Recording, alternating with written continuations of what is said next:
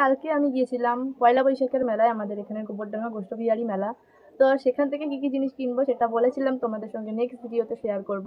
First কিনেছিলাম এই cute পুতুলটা, যেটা আমি ভেবেছিলাম একটা বড় সাইজ কিনবো, কিন্তু প্রচুর দাম বলছিল, তো বাধ্য হয়ে আমি এটাই নিয়ে নিয়েছি। বাট এটা আমার খুবই পছন্দ হয়েছে। আর সেকেন্ড কিনেছিলাম যেটা, সেটা হচ্ছে এই র্যাবিটটা।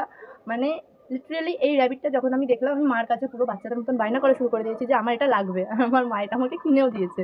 আমার বোন কিনেছিল এই পুতুলটা, এটাও খুবই কিউট, আমার তো খুবই পছন্দ হয়েছে। তো মেলায় আমি কালকে যে কটা পুতুল দেখেছি, আমার তো মনে হচ্ছিল আমি পুরো দোকানগুলোকে বাড়িতে তুলে নিয়ে চলে আসি।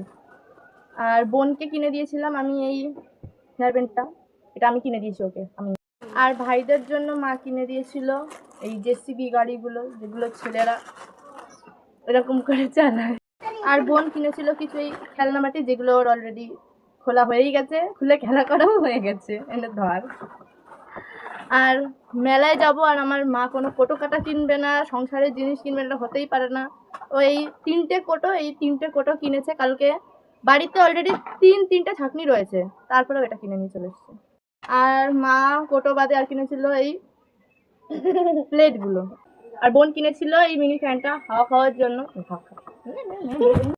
আর এতগুলো জিনিসের মধ্যে তোমাদের কোন জিনিসটা সব থেকে বেশি ভালো লেগেছে কমেন্টে জানাও।